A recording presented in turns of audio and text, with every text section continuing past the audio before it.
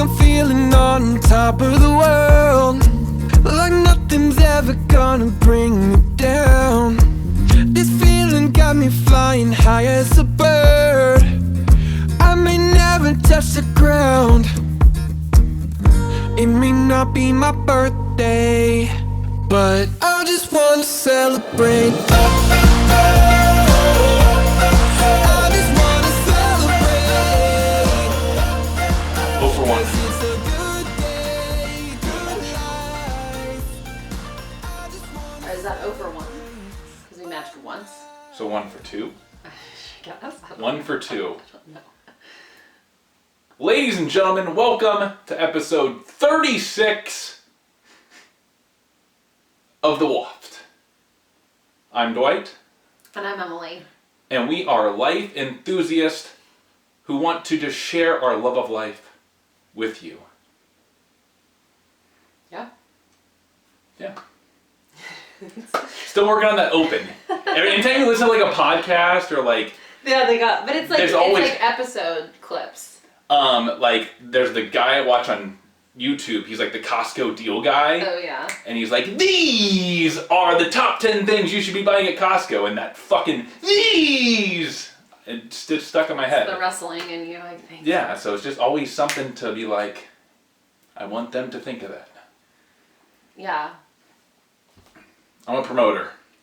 I want to be stuck in your head. I mean, the song that Oh, Jess chose The song that set gets Jess. stuck in your Yeah, head. let's start. Jess. Yeah, Killed shout it. out Jess. The intro, the post-production, you're behind the scenes, but you're fucking amazing. Yeah, it So was dope. Shout out to you. Yeah. Well, round That of applause. song gets stuck in your head though. I mean, once when I listen to it, I just keep singing it. So I think that's a good thing. It's kind of like Africa. You hear Africa, guarantee people think of me if they take Cycle Bar classes. Yeah. Like that's what we're trying to do here, is relate something that we say to us. And also just provide entertainment value and share our life experiences with you.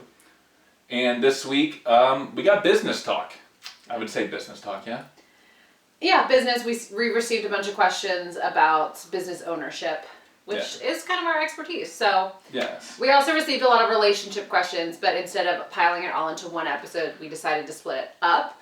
So if you asked us a relationship question, don't worry, we didn't forget about you. It's coming next week.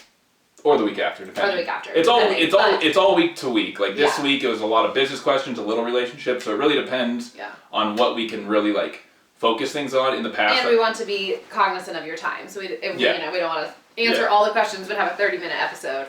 yeah. So. In the past, it was very like sandwiched together of just a random shit. Yeah. So we're trying to be pointed. Where this week, business talk, business questions, and as you alluded to on last week's episode, we own and operate a 6-figure business in the form of Cycle Bar West Omaha. So let us share some of the things that we've learned in our time owning Cycle Bar. And if you see us look over there, it's because we actually we're wrote the prepared and we have like a board questions. that has a shot sheet of what we're going to talk about. We're a Yeah. legit operation here. Yeah. Well, the first question was, why business ownership? Yes, and Jess is going to post-produce like, why business ownership right here. Right here. Yeah. You start. Yeah, I mean, for me, it wasn't why business ownership. I don't think I would be a business owner if it wasn't Cycle Bar. So to me, it literally was just that I believed so much in the brand and loved the brand and then believed in ourselves that that's why I chose it. So it wasn't like I want to be a business owner. It was like I fucking love Cycle Bar, and then I met my husband who likes Cycle Bar, and then we were like, we love each other and we trust ourselves. Let's take that to the next step. But if someone was like, can you go open another business? I'd be like, no. Yeah. I would agree where it's kind of twofold. It's why believed in the product, and the why behind the product is to help people transform and change their lives in a positive way. So that's kind of the why behind me. And then the product helped kind of continue those building blocks. So if it was, I don't know, a magical pill that is complete bullshit, like if you don't buy into what you're selling, it's eventually going to fizzle out. It might be a week, might be a day, but if you don't believe in it, eventually it's going to fizzle out. So started with the belief in the product. And then for me, business ownership was, I worked for Anheuser-Busch for 10 years. Shout out to them. Great company. But I just saw the fucking billions of dollars they were making, and then I was just a little spoke on the wheel making 0.00001% of the profit. And this is cocky of me to say, but I said, fuck it, I'm smarter than the average Joe, and I can run my own business.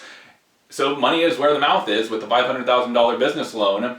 And we've learned, and we've produced a 6-figure business. So it has worked, but it was kind of the twofold of wanting to help people transform their lives through a product that we believed in, and then also not wanting to be a spoke on a wheel and take control of my life, our lives. Yeah. I think one thing we've learned is over 3 years of ups and downs is like, if you're asking yourself the question, why business ownership, you have to have like the strongest fucking why to pull you through. Because if you're just like, well, I want to own my own business, and you just choose something, like, you will not be successful because it takes so much. So I think our whys are correct, that like we believed in the product and we still believe so much in the product that like you have to have a strong why to anchor you in like why you want to do it. It's a good segue into the second question we were asked, and it was, what is the most rewarding part of business ownership, owning a business? And I think it's seeing the why like come to fruition, where we like have seen so many people transform their lives. And I'm going to give a shout out to Amanda Martin, someone that like took her first class, and I remember distinctly watching her ride. I'm like, shit, she's not going to sign up. Just doesn't look good on the bike. We've all been there. No one looks good on their first ride. And I'm like, not going to sign up. And then she just had her 300th ride like a month ago. And like, just fucking makes me feel so awesome to see someone transform in such a positive way over all those rides. And not just her, but see people transform physically and mentally through their journey the last 3 years. Like, there's so many stories that I could just rattle off, but I don't want to go into personal details on people, but it's just like amazing to see those transformations actually come to fruition. Yeah. I think for me, the why is 2 things. And one of them is, like you said, like it happened this weekend when, if you ride, you know, Jackie, I was like, oh, Jackie, what are you doing this weekend? And she was like, oh, I went to Junk Stock with Sandra. Shout out Sandra. Number 1 listener. I literally could have cried because like, that's it. Like the fact that we've made something that's bigger than a workout. Like Sandra and Jackie didn't know each other before. 3 years later, they're hanging out outside the studio, and like, it makes my heart just explode, because it's like, we're changing people's lives, not in the 45 minutes they take a ride, but like even beyond that. And I think that's like so freaking cool. But then like also it's the most rewarding part on the flip side, like the selfish side, is how it's changed us. Like I said personally, in episode 1, like I literally don't recognize the person I was 3 years ago. And I think a really good example of this is in our first like 3 months being open, we had to let someone go. Because we were getting rid of the position. Like, it wasn't even like a bad thing. We were just eliminating, we were eliminating the position, but we had to let someone go. Dwight literally had to do the whole conversation. And I sat there, I think with my legs crossed on the table, just looking down the whole zero eye fucking time. Because I couldn't do confrontation. And like, I was terrified. Yeah. And I couldn't have any hard conversations. And then fast forward 3 years, like we've had to have some other conversations like in the past month. And at one point I was like, don't worry, babe, I got it. Like, I'll do the talking. And so that growth is like, if Rebecca watches this, I don't know if she does, but like, that's like, she can attest like how I used to be so scared of confrontation or even just stress. Yeah. But then when you put yourself in stressful situations over and over and over and over again, you gain the emotional ability to deal with it. And so now those situations, like, they don't even scare me. I'm like, bring it on. Let me have those conversations, because I know on the other side of that, I grow even more. And so I think it's just learning, like, I crave those uncomfortable conversations. I crave those things because I know how much stronger it makes me as a person. You've really had your big girl pants on as of late. So kudos to you, because it's been very impressive. I mean, it's cool when you get to challenge yourself. You build that like emotional ability to deal with stress and deal with hard things. And now it's like, bring it on. I'm like, if you watch Kardashians, I'm like Khloe fucking Kardashian. Like, I'm resilient as fuck now. You know, hopefully you don't cheat on me and have a baby with another lady. But business-wise, I am emotionally like on point now. Only her on that, like, that comparison. I'm not Tristan Thompson. Yeah, I'm not Khloe either. Cause no. So also, it's interesting. Everyone has their own why for the rewarding part. I think it's awesome for us that not once in this 10 minutes or how long we've been talking did we once talk about money. Oh my God, if you do for the money, you're in it for the wrong reasons. I disagree with that. If you want to be in it for the money, that's your prerogative. Yeah. Our prerogative is not the money. It's nice to be able to still like have a life and like, as we've alluded to, we pay ourselves jack shit, but once the loan's paid off, like we will be seeing the fruits of our labor. And that's just like a secondary reward. It's more so enjoying what we do every day. In 3 years, never have any day. Who knows? Yeah, maybe once we're paying ourselves come January, we're like, fuck yeah, it's the money. But right now, when we're trying to pay off our loan as quickly as possible, it's not the money. Yeah, it's the people and just waking up every day and be like, oh, I actually love what I fucking do. This is awesome. So I'm going to keep doing this. And the learning, like I just like, you're in sales and I'm in marketing, like every day I love like waking up and we watch videos and I listen to books on like how to up our marketing, and you do sales, and it's like, I love the ability to just learn about things that I'm super interested in. Yeah. I listen to a lot of Alex Hermosi though, and so he knew Man Crush, I think. It is. Maybe I'll like tag him in this and see if he You should, yeah. Alex probably would. But he uses this, a lot of people, especially like in entrepreneurship or in anything, they mentally masturbate where they watch a bunch of YouTube videos, a bunch of podcasts, read a bunch of books, but then do nothing with the fucking stuff they're reading. So eventually you just gotta pick something and go for it. Yeah. Or else you're just gonna keep mentally masturbating yourself. It's great. It's a great term. Mental masturbation. Yeah. And then our third and final question, you go for it. How has it changed our lives, good, bad, or different? You start with the first one. No days off. So bad is no days off. I just said it a little bit ago. In 3 years, minus Christmas, which were closed, Easter were closed, and our wedding we were closed. I can truthfully say I don't think there's been a single day off in almost 1,000 days. I'm fine with that because I feel so rewarded in what we're building and what we're doing. Yeah.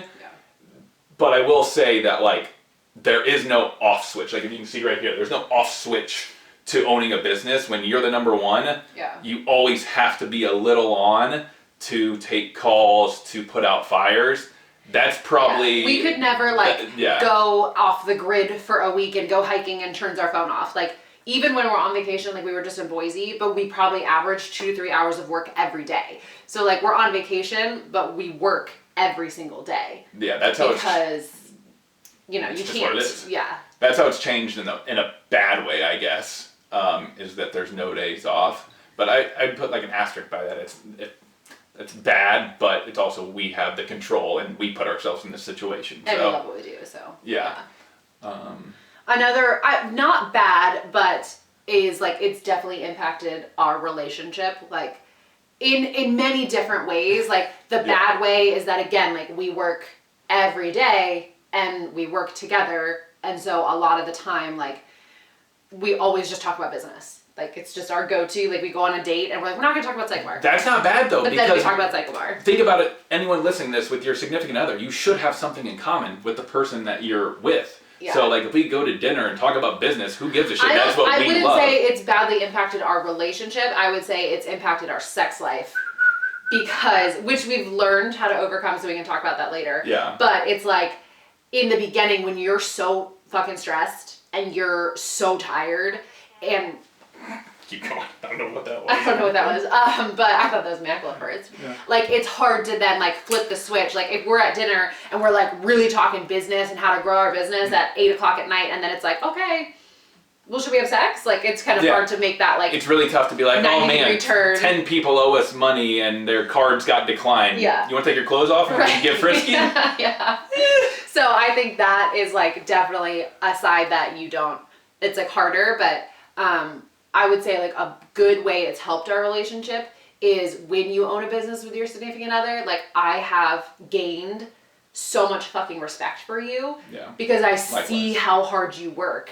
And like, that's the biggest turn on ever is like when someone is just as motivated as you and like we hit a goal and we're like, what's next? Just like mindset, you know? And like, we're constantly like, you're in the shower listening to Alex Hermosi, and every morning I go on a walk and I listen on my business book. Like, we're so driven, and so I have so much respect for you. And I think in a relationship, like if you're in different career paths or you don't, I just think respect is so important because I undervalued, respect you as a human, and I feel like that just adds a deepness to our relationship. Yeah. So. I would agree with that. Yeah. So for good, it's just, it makes you grow as a person.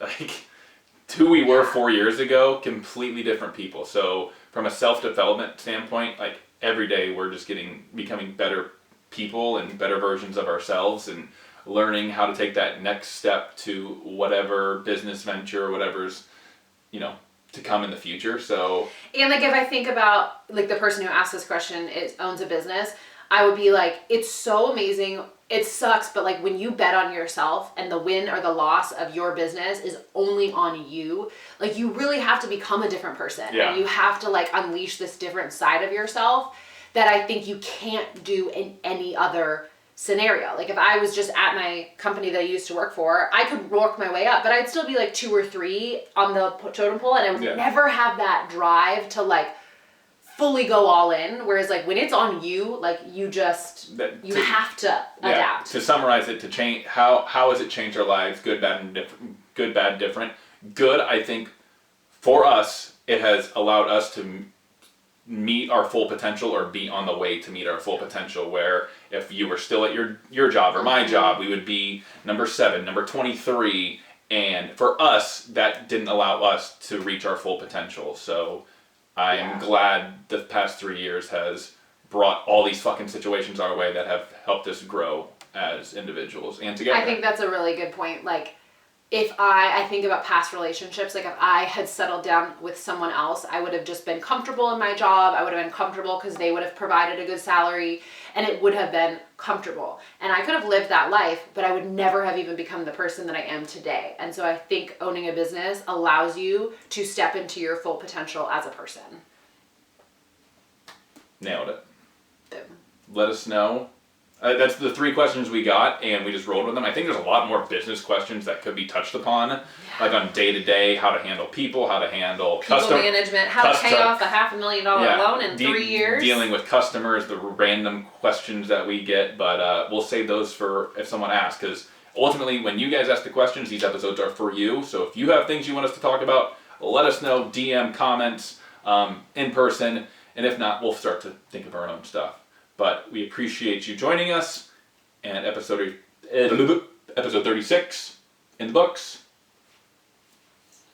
Peace out, Cub Scouts. Play that music, Jess. I just want to celebrate.